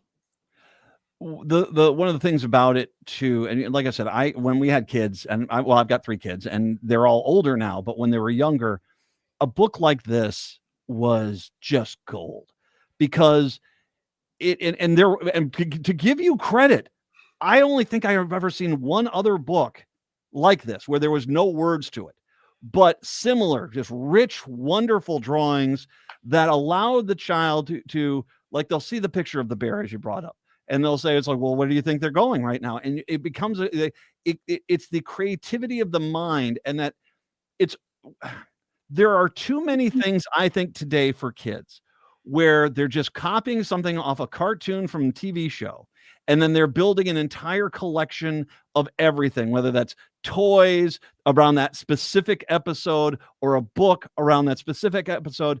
And I do wonder if there's really a creativity gap that we're creating there, because basically it's the same thing over and over again. What your book does is deconstruct that. There really isn't an episode. It's just, okay, what do you see here? And allowing a kid, especially 4, 5, 6 years old, to go roam free in a book is a really cool thing to be able to do. Well, that's great to hear. I think kind of underlying that, you have the whole story of the total book, mm-hmm. From beginning to end, but also each spread kind of contains its own story in a way, because mm-hmm. there may be an animal here, an animal there that you have to go find. As you mentioned, like, where are the bears going? What's happening here? And so, yeah, it really does involve that reader much more so than I think a lot of what we're getting on, TV or the computer or anything like that today. Well, and you brought up the image of the wolves on the ice, being able to just point and say, well, why do you think the wolves are there? That's a lake. In this next picture, why are they? Well, that's ice. And it kind of, it's little things like that, and I'll say this, all my kids did really well in school. They did really well in school. And I attribute a lot of that to when they were younger, they read books. And like I said, stuff like this was the kind of book that they'd be someplace for 45 minutes and you're like, where are they? And they'd be out there and they'd just be looking at the book for 45 minutes. And it's not, like I said, it's kind of an interesting story how you sold it, but the reality is you got gold with it, man, because it's the exact kind of book. And especially for Minnesotans, it's just such a perfect book. It's a great book if you've got somebody who's like, if you're a grandparent, you got a grandchild in another state and you want to give them an idea about Minnesota, it's a great book there. But it's just, overall, it really does resonate. Well, that's great to hear. I like that engagement that people get out of it. And the main character of the book really is the Boundary Waters itself, how it changes in each season. Summer's different than fall and so forth, and winter, of course. So we did do the summer book first, the winter book second, so there'd really be a contrast in those. Spring is out now, as you showed. And then, of course, I'm just starting to work on the last one, the autumn book. So for me, it's exciting. If I feel engaged in it, I think that I know that other people will too. Yeah, and that is official word. We're going to have a fourth book in the series then. Correct. Yeah. Beautiful. How long does it take you to do one of those two? I mean, obviously each one of them I think is individual. Some of them take longer than shorter, but if you average it out, how long did it take you to do every 2-page panel? Oh, 2-page panels. Geez. It's not a linear process, I'm afraid. So it's really hard to say that because I do a lot of studies first, and then I may do a large drawing that's almost the size of the pages, or at least half the size. And then I may, like the first book I did, all of the drawings were in black and white. And then those were scanned and color was added digitally. Mm-hmm. So each step in that process is so different because the second book is watercolor. And I can probably say that the pages on that book, oh, geez. Sorry, Matt, I really don't have a good answer for that. And then this third book is pen and color pencil. Yeah. So for me, part of the visual engagement is that I do a new medium and technique each time. Okay. So that keeps me interested in it in a way that, the reader may notice that, the reader may not notice that, and that doesn't really matter. But for me, that keeps me engaged with one big, content form that not only can the story be different each season, but just in creating it, it's different. So, the time thing is really I have no idea. Well, but I will give a lot of credit because the easiest thing to do would be to do one kind of style every time, and there are a lot of fantastic kids books out there that use the same characters, same storyline, same art structure, stuff like this. But for you, this has got to be a little bit of an enjoyment in the fact that you can be as different with watercolors one time and colored pencils the next time. It has to give you a little bit of enjoyment and the freedom that you can with the art itself. Oh, for sure. And these are all mediums. They're really drawing-based mediums for me because that's my specialty is drawing. And even though it's, paint is added or even digital color is added, drawing underlies all of that. And these are mediums I feel like I can utilize and really kind of showcase my talent. So, have you ever had parents or anyone come to you and say, you know what, my kids read your books, we're heading up to the Boundary Waters? Has that happened yet for you? I have had a few people, some families that are either if I'm at Paragus giving doing a signing up in Ely or something, Yeah. or maybe at Drury Lane and Grand Marais, I've had some people say, "Oh, well, we're going to go out on a paddle," or "We've been out on a paddle and we really, this really just supports what we're doing," and things like that. I haven't had somebody directly say this inspired me to go, but I wouldn't doubt it at some point. But yeah, certainly defines some people's experience up north. One Spring Up North, John Owens, once again, the third in the series. I'm not going to mention the art form for the fourth. We'll wait till that one comes on out. Okay. We'll see that one. But you can find this pretty much anywhere you can find books. Yep. I will highly recommend all these books because, once again, these are books which are very if you've got young kids, these are the books you want to kind of get because the kid will just dive into it, and that's what you want. You want to have that. You don't want them necessarily on a glowing rectangular screen all the time. You want them in some of these books, that's for sure. John, thank you very much. I appreciate the time today. You're welcome. Thanks for having me, Matt. See ya. See ya. John Owens, One Spring Up North, University of Minnesota Press. Go find the book. You'll enjoy that. Let's take a break. Come on back. It's the Matt McNeil Show here on Wednesday.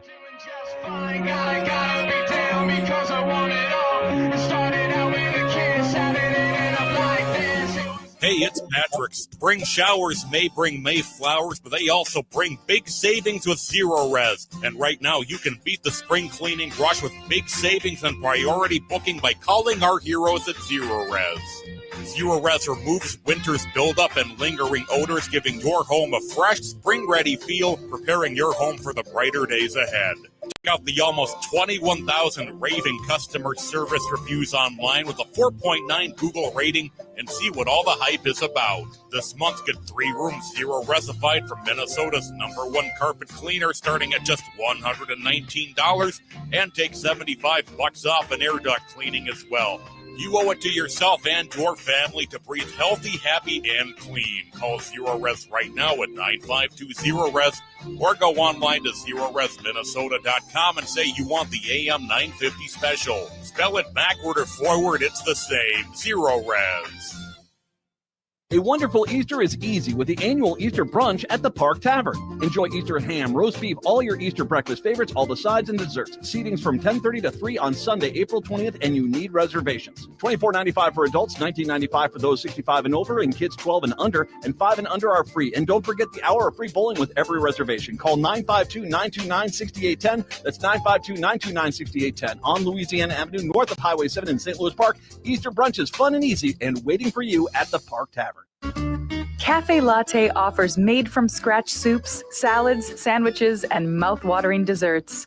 So come check out their pizza and wine bar, or get a treat from the bakery made fresh daily. Plus, you can still do online ordering and takeout, along with gift cards. Just go to cafelatte.com and choose from their ever-changing selection of award-winning salads, sandwiches, and soups. Cafe Latte is located off Victoria and Grand and online at cafelatte.com. I'm Dr. Stefano Sinacropi, an orthopedic spine surgeon and wellness evangelist, hosting the brand new Recharging the Human Battery show on AM 950 radio. My co-host Mandy Dickey and I will delve into various health topics ranging from medicine to nutrition to exercise, emerging technologies, and yes, some way out there stuff. Will provide a balanced view of today's landscape, helping listeners navigate its complexities and hoping to change the way you think about your health. Recharging the Human Battery airs Saturdays at 11 a.m.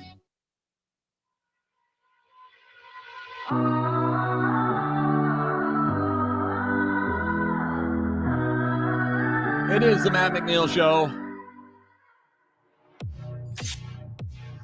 A very good book, by the way. As a parent who's, and like I said, my kids, we would go on like go up to the cabin, and we would take like 80 books. The kids would love them. That was, and back then we really didn't turn the TV on at night, so we'd be around the fire, and the kids would be reading books all evening long, and they had a great time. That's that One Spring Up North. And that whole series is just solid. If you've got young kids, get those books, and imagine you can find them at the libraries too. Go get them.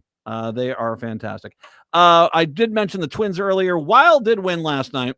I don't know what the playoff schedule is going to be, but I'm pretty sure we're not going to be playing in May. I think this is going to be a quick series with the with Las Vegas. Because last night they were playing a pretty bad Anaheim team, had to tie it up with 19 seconds left in the game and a pulled goalie, and then almost went into the shootout, if not for an absolutely, was it Brodin got the goal in the overtime? Just a fantastic goal. It was really nice. Or was it Bolden? Maybe Bolden. But I'm glad they won. They go to the playoffs. And you should pretty much have your time free by May. All right, just going to let you know. I'm just going to let you know. But the good news is there's plenty of other fun things to do in this city for sure. Another Minnesota institution is up for a Gather Your Friends and Vote award from the USA Today's 10 Best. The Site Readers' Choice Awards have previously named Can Wonderland as one of the country's best mini golf experiences. I will agree. And New Ulm's annual celebration is one of the best Oktoberfest experiences. We'll also agree. Now it's looking to crown the nation's best place to see fireworks, and the Aquatennial is on the short list. Nicely done. And I will say, too, that it doesn't surprise me. The way they fire those suckers off right on the downtown with the skyline, it's just spectacular. As usual, the short list is crafted by the site's group of experts, and that list is voted on by readers. It's a worthy but unexpected choice in some ways, since big firework displays are so closely associated with the 4th of July. Aquatennial takes place during the third full week of July each summer. The annual display takes place along the Mississippi riverfront. 10,000 pounds of fireworks are synchronized to music and a quality of explosives that evokes the Rockefeller Center salute to fireworks. Voting the 10 best fireworks category is now open. It's a link. I do believe this is on Bring Me the News, so I'll make sure I put that out there as well. So 952, and well done. It is a very pretty fireworks display. If you get the chance to go, if you've not seen that one, go down and see that one. And it is also one of the most photogenic ones because you can get some great shots with the fireworks with this downtown right next to it. It really is nice. One quick thing here before we get into another break here, but right now there seems to be a bit of a feeding frenzy in regards to apparently Feeding Our Future having connections pre-scandal to the DFL, and that they were calling the DFL when things were starting to get gummed up because they weren't getting payments, because people were starting to ask questions, that they apparently had contacted some of the DFL people and said, hey, can you give us a hand with this sort of thing? To my knowledge, the one that they're really trying to go after is Keith Ellison, but it's pretty clear from all the stories that there's no evidence Keith Ellison did actually anything to help Feed Our Future, subvert the law and steal money in any capacity. He had a meeting with them, and that seems to be about it. And it should be noted that many Democratic institutions were the ones who were screaming that something was wrong with Feeding Our Future.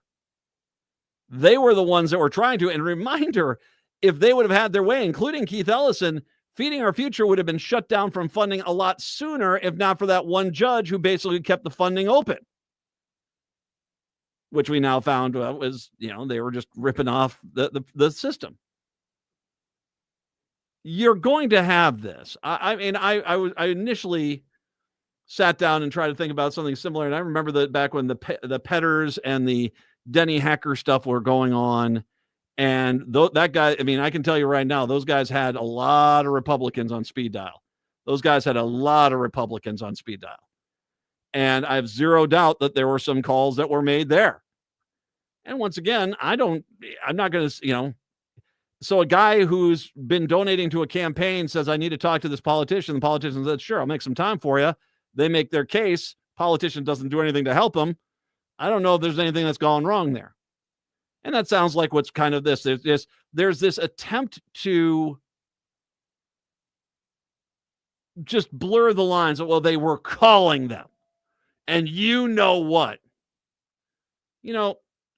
I'm going to say this. The reason why this story is out there right now, because there is a far bigger question that we have to ask that involves the Republicans, and they desperately want to change the subject. And this goes out to all the news media in this town who basically seem to be obsessed with trying to, as they acknowledge there's no evidence of any wrongdoing, try to imply that there's some sort of wrongdoing here.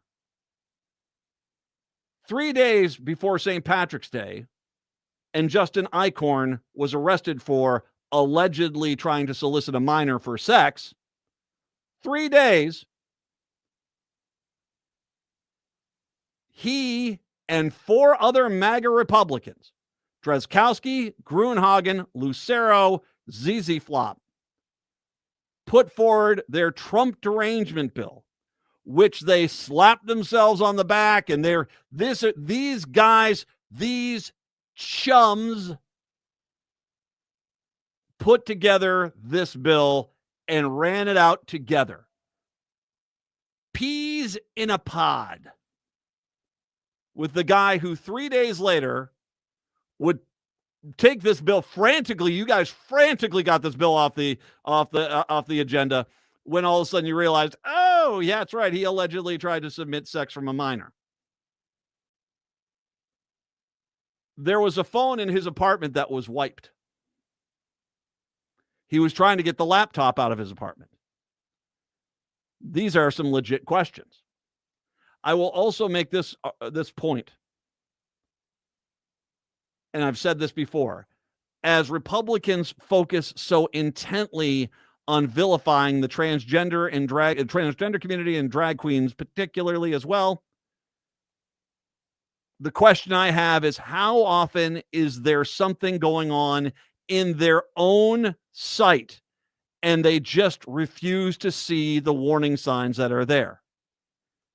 From Justin Eichhorn's arrest, it's clear he wasn't a first-timer when he solicited this minor for sex. Now, I don't know if he ever solicited a minor prior to this, but he clearly understood the language and the lingo of soliciting a person for sex. He did understand that. Whether or not he tried that with a minor before remains to be seen, but his knowledge of abbreviations and stuff like that, terminology, clearly point to that guy not being a first-timer. Anytime the news media in this town wants to go over there and ask, oh, I don't know, Drazkowski and Gruenhagen and Lucero and Wiesenberg, what their thoughts are on the buddy of theirs they wrote a bill with 3 days before he was arrested, a bill they were championing and touting and couldn't slap themselves on the back hard enough about. When are you guys going to go over there? When are you guys going to talk to the Republican leaders and say, did you know of anything at any point? I mean, they've all condemned him because they really have nowhere else to go. But the question remains, what did you know and when did you know it? So they can come on out here and they do this whole thing with feeding our future and, oh boy, he took a meeting. I don't have to go back to feeding our future, dude. Last St. Patrick's Day, there should have been a lot of questions asked about Republicans and their relationship with Justin Eichhorn and what they knew and if they knew something when they knew it. And what did you guys all do? Oh, that's right. You ran back to try to find what a far right-wing news outlet was pushing to try to avoid talking about that, just to run a smear campaign on Democrats. Sure. Okay, fine. Once again, there is no evidence of any wrongdoing by any Democrat. So all you guys running these stories, you're just doing the bidding of far-right news media. Well done. Nice job, hacks. I don't think it's that much of a you want to look at me and say, well, we can't ask them about Eichhorn. Why not? Why not? And that one was only a month ago. 952-946-6205, 952-946-6205. We'll take a break. Come on back. Speaking of Republicans, have I got a dreamboat we need to talk about? It is the Matt McNeil Show here on your Wednesday.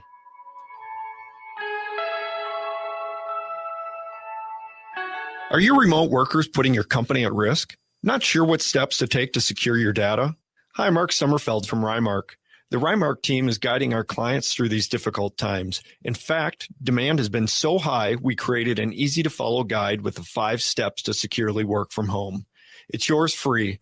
Download our 5 steps to securely work from home now at rymarkit.com or call 651-328-8888. 8900 for a no-cost how-to discussion. This is Chad, owner of AM 950. I want to tell you about a better, more environmentally friendly way to care for your lawn with Natural Lawn. Natural Lawn has been treating Minnesota lawns for more than 20 years with organic-based natural products that feed the soil without unnecessary chemicals. That means an envy-worthy, healthier lawn that's safer for your family and your furry friends. Natural Lawn has no contracts and is 100% satisfaction guaranteed. So let Natural Lawn handle your lawn care so you can enjoy your lawn. More at naturalawn.com. Hi, this is Paul Metza, host of the Wall of Power Radio Hour. We have been on the air on AM 950 for 10 years. We feature cool people from all walks of life in all 50 states. We've had musicians, politicians, actors, poets, people with great stories or a tale to tell. Tune in every Saturday night at 6 p.m. on AM 950, and podcasts are available on all streaming services.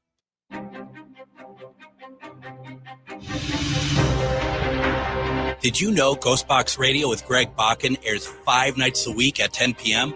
That's 5 nights of talking about ghosts, ufology, Bigfoot, and so much more. We're talking about the paranormal every Monday through Friday with some of the most trusted names in the field. Join us and step into the unknown with Ghostbox Radio with Greg Bakken, Monday through Friday at 10 p.m. Only if you dare. Hi, I'm Bruce Klopfle. Join me every Sunday at 5 p.m. for Politics Matters. We'll talk about how civics, politics, and law affect you by highlighting a different topic each week. On this week's show, I interview State Senator Lindsay Port, who represents District 55. We'll discuss why she ran for office, some of the challenges of working in a nearly tied Senate, and some of the affordable housing bills she is dealing with as chair of the Senate Housing Committee. Tune in Sundays at 5 p.m. for Politics Matters with Bruce Klopfle to discover why government and civics matter. With your AM 950 weather, I'm Brett Johnson. Look for partly sunny skies today with a high near 61. Tonight, partly cloudy with a low around 46. And Thursday, rain with a high around 67. Let Natural Lawn handle lawn care so you can enjoy your yard. Their organic-based treatments feed the soil naturally using fewer unnecessary chemicals. It's safer for the kids, pets, and the planet. With no contracts, expert soil testing, and a 100% satisfaction guarantee, your lawn is in good hands. Learn more today at naturalawn.com.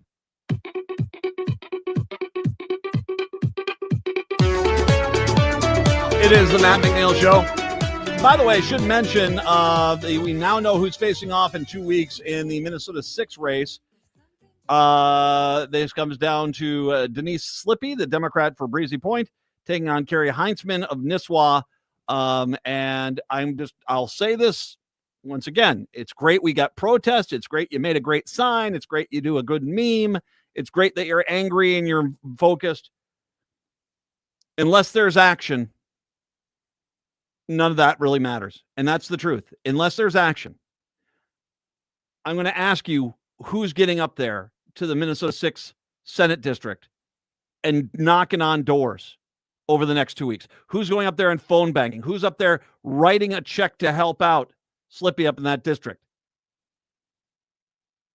Are you doing it? Because you need to be doing it. And you need to be up there reminding people exactly what Republicans are doing to them right now. So, yeah, it's a big ask for that seat to flip, but I think it wasn't that long ago that was Democratic territory, and exactly the Republicans aren't exactly great people. And so, yeah, go for it. Get up there. You got this weekend, you got the weekend after it. Make some time to get up to the Minnesota 6 Senate race, Senate District, and knock on some doors and help out any way you can. I'm going to try to get Slippy on the air with us here and talk about that a little bit. 952-946-6205, 952-946-6205. Okay, so I want to remind you of what kind of people sometimes incorporate powers of positions within the Republican Party. In March, Republicans in the 7th Congressional District chose Brett Bussman, Bussman of Browerville, who has a slim political resume to chair the party in the district. Chairing the party. Has hardly any experience with politics, but they got him chairing the party. Bussman ousted longtime 7th District Chair Craig Bishop, a staffer for Michelle Fischbach, in a contest that far-right activist groups characterized as a massive rebuke of the corrupt anti-grassroots, anti-liberty tactics CD7 has used to protect rhino politicians. Many of Busman's views have become commonplace fringe in the Republican Party, including vaccine skepticism, election denial, January 6 revisionism, and general hostility towards established science. Once again, I want to go back to what I was talking about in the last hour before Stein. Used to be that you guys just didn't have this "we were always right" mentality, and then you don't understand why people don't expect us. Well, when you're out there accusing every scientist and doctor of being part of a conspiracy to inject a vaccine into you to try to save you from a pandemic, when you go on out there and you watch January 6 people beat cops and in one breath say, "Get them, get them," and on the other breath say, "Well, that was all made up." See, this is part of the reason why you guys have a problem. You guys, you're so desperate to be perceived as not only smart because of your life experiences, but really the smartest guy in the room. So you create these fantastical realities, which just make you sound kooky, man. They make you sound kooky. The Minnesota Reformer did a review of Busman's social media accounts, finding out he has espoused many outlandish conspiracy theories that go well beyond the standard conservative activist fare. He has posted about satanic chemtrails in the skies above Minnesota. Is Satan flying the plane? It's so, dude, I think it's Sun Country. I think it's Sun Country. I don't know. It's like chemtrails have always been a conspiracy, but now we have satanic chemtrails. It's not just enough. This goes back to what I was talking about yesterday. You have to elevate the villain to this uber. It's a bloodthirsty vampire chemtrail. Is it? Is it? It's violating children in the basement of a pizza parlor. Is it? Satanic chemtrails. He argued the collapse of the World Trade Center building during the 9/11 terror attacks was a result of controlled demolition, that a cruise missile rather than the American Airlines Flight 77 struck the Pentagon that day. I've seen the film. Those were planes. He has shared multiple videos arguing the moon landings were faked and that more recent footage of astronauts aboard the International Space Station was faked as well. Okay. When you guys were criticizing Biden for not getting those astronauts back, I mean, so is your argument now that he just didn't send like an Uber out to the soundstage? I don't think Biden just left them out like in some soundstage in California. I don't think that was the thing. So was Biden at fail because he didn't get the astronauts back from the International Space Center in space, or did he just not coordinate a limo service for the astronauts at the soundstage? I just was wondering. Here you go. He has shared with followers a video entitled 5 Reasons Why I Believe in the Flat Earth. Wow. As well as, and this is the guy in charge of the Minnesota 7 Republican Party. He is the guy in charge, a flat earther. And once again, I understand you're desperate to make yourself seem smart. You are an effing idiot. You are seriously dumber than a brick if you think the planet is flat. Have you ever seen that Netflix special that they had with the guys who are flat earthers? And they set up, there was this one long flat area, and they set up their cameras and their high measuring equipment. And they said, well, we'll determine this right now. If this is flat, there won't be any reading. But if it's curved, there'll be a slight curve. Well, guess what? The equipment showed there was a slight curve. What did they say? Well, the equipment is clearly malfunctioning. It's not about reality. It's about you're so desperate to make yourself seem like you're smart that you sound like a kook. Sound like an absolute kook. Busman's elevation to a leadership position is part of a statewide pattern that alarms longtime Republican activists. The party is allowing itself to be taken over by, this isn't fringe. This is guys wearing aluminum foil on their heads. This is guys collecting their urine out back. I mean, that's what this is. Desperately lowering the odds of victory in future statewide elections. Our good friend Michael Broadcorp had said it's bad for Republicans who want to win. Former deputy chair of the Minnesota GOP, who has been against the embrace of Donald Trump by the party, and figures like him going as so far as to publicly endorse Kamala Harris last year. This is what happens when party leadership opens the gates to the insane asylum and people come off of the streets and the inmates run in. Like I said, this is when there was, like I said, if you go back to 1992, Ralph Reed went to George H.W. Bush and said, if you let us in, give us a seat at the table, we will be the most loyal foot soldiers you ever had. And they said, thank you. There's the door. Have a nice time. And afterwards, apparently H.W. Bush said, if we allow those crazy people a seat at the table, it's only a matter of time before the table basically becomes all crazy people.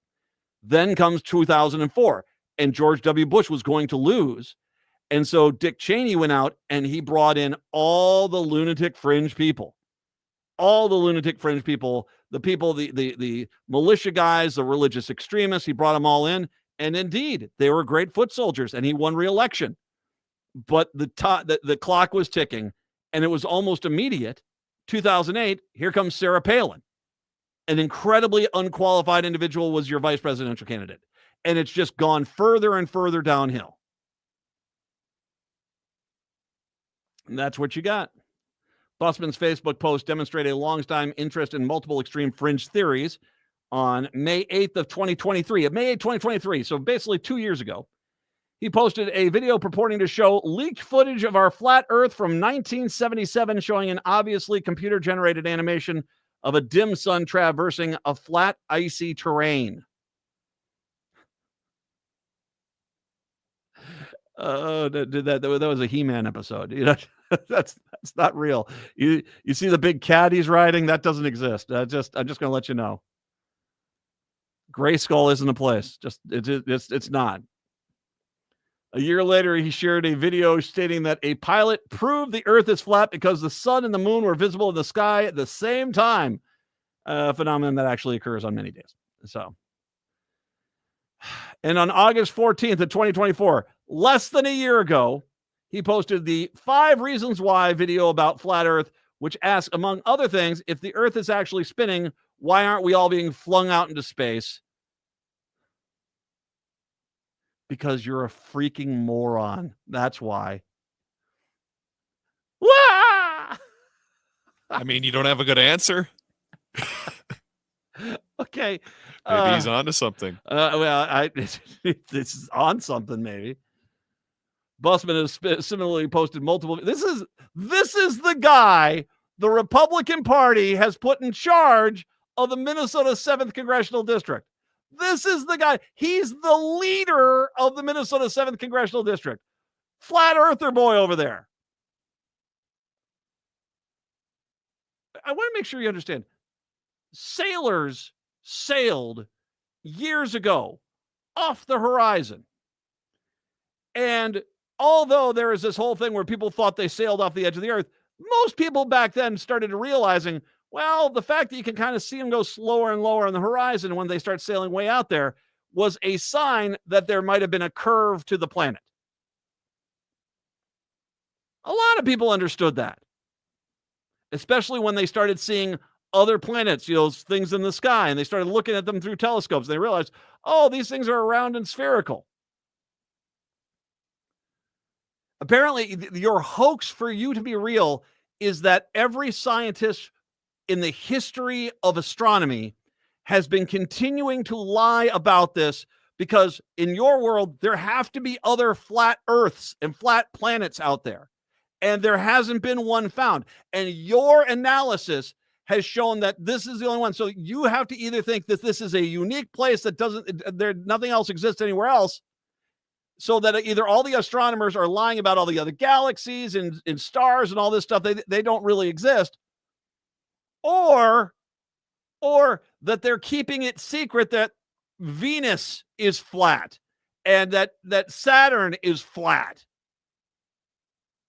There comes a point, dude, where you're so detached from reality that it's not worth talking to. But for some people, for some reason, the Republican Party decided to put you in charge of the 7th Congressional District. He's posted multiple videos purporting to prove that moon landings on other parts of the U.S. space program have been faked. He shared video of an actor pretending to be a film director, Stanley Kubrick, admitting that he was responsible for faking the U.S. moon program. So once again, he's fallen for that video, which is not Stanley Kubrick, but a person who was hired to play Stanley Kubrick, lying about the things. We know that, and he still thinks it's true. He's posted a lengthy video claiming landings were a hoax based on various false and spurious claims about film footage on them. He has repeatedly suggested that a celestial structure called the firmament prevents space travel, which is a common trope among many flat earthers.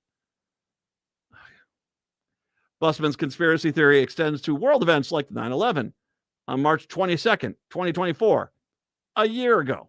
He posted a conspiracy video that asked a skeptical follower, "Have you seen the video of Building 7 collapsing and the cruise missile hit the Pentagon? I had a friend informed in the cleanup of the towers, no plane wreckage." And he posted several other videos containing similar sentiments. Well, that's because you just don't want there to be the planes happening. I mean, guys, you're because you're just so desperate to see him. I'm the smart one. You're making up crazy stuff, like Newtown and stuff. My God, I'm not saying he did Newtown, but it's in that same vein. It's just yeah. Reach for comment. Busman did not deny that he was an adherent of any of the conspiracy theories that he posted about on his public Facebook profile. You can print whatever you want. He said, "I spent 20 plus years in the Army defending that right. And if you do that, there would be no chance of me speaking with you in the future." Oh, no, not that. You guys are cuckoo for Cocoa Puffs. I'm just going to say this. And you made this guy the head of the 7th Congressional District. Don't look at us about us not taking you seriously when this is what you think is serious. You're only asking us to call you a bunch of loon balls, man. Until you clean up your own act and put somebody in there whom I might not agree with, but at least is not delusional. That's on you guys. 952-946-6205, 952-946-6205. Wrap up when we come back. It's the Matt McNeil Show on the Wednesday.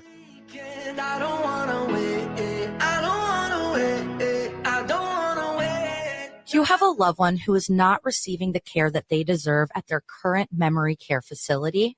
I'm Aiden Helene, Director of Community Relations here at the Welshire, and I meet with families every single day who are struggling with poor staffing, missed medications, poor personal cares, and an absence of engagement from consistent activities. 85% of our residents at the Welshire are coming from other memory care facilities that could not meet their care needs.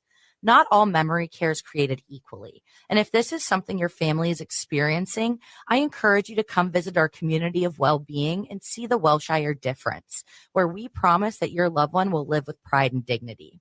The Welshire has 24/7 nursing, a robust activities team that provides activities 7 days a week. And when the diagnosis takes a 9-to-5 approach, so will we. Book a tour at welshiremn.com and see our community of well-being in action. That's welshiremn.com. Again, that's welshiremn.com. Brush up on your creativity at Twin Cities Pride's Paint by Numbers Night Out. Join the fun on Saturday, April 26th from 6:30 to 8:30 p.m. at the Pride Cultural Arts Center. Whether you're a seasoned artist or can barely draw a stick figure, this is your chance to relax, paint, and connect with your community. For just $35, you'll get a Paint by Numbers kit, light refreshments, and a fun, relaxed space to let your inner artist shine. Come solo or bring a friend. Everyone's welcome. More info at tcpride.org. That's tcpride.org. When was the last time you had your roof inspected for extreme weather and hail damage? This is Chad, owner of AM 950, to talk about the exterior construction company I trust, Snap Construction. If you've noticed new roofing projects in your neighborhood, your home was likely hit by hail last summer and experienced damage. Snap Construction is helping homeowners like you, and they're the roofing specialists I trust. They are the most well-reviewed contractor in the Twin Cities and have a ton of positive customer reviews from homeowners just like you. Even better, Snap Construction's installations are backed by a lifetime warranty, so you know you're dealing with a qualified roofing expert.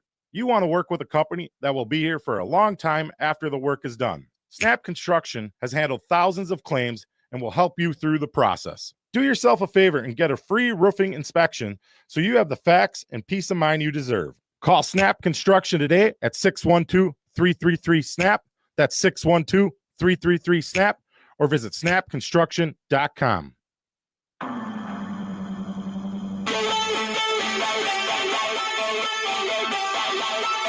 It is the Matt McNeil Show, 952-946-6205.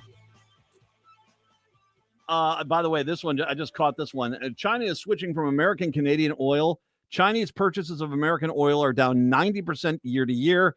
Purchases of oil from Canada are up 700%. That equates to a $20 billion annual loss for the United States at current oil prices. Yeah. Like I said, every market is being shaken right now. And if you're a fool if you think that this is going to get anytime better soon. It's going to get horribly bad. Axios Twin Cities had a story. Minnesota's tax refunds are among the lowest. Yeah, I'm not going to deny that. It's, we're not the lowest. I mean, it sounds like Oregon, Maine, Wisconsin's got pretty low tax returns. Then they show the states that have zero tax returns. You get all your money back. It's Florida, Texas, Wyoming, and Nevada. 4 states that I personally would not want to ever live in. I see a story like this, and the first thing I say is, have you guys ever been to a state that doesn't basically use tax dollars to try to keep the state good? Have you ever been to one of these states?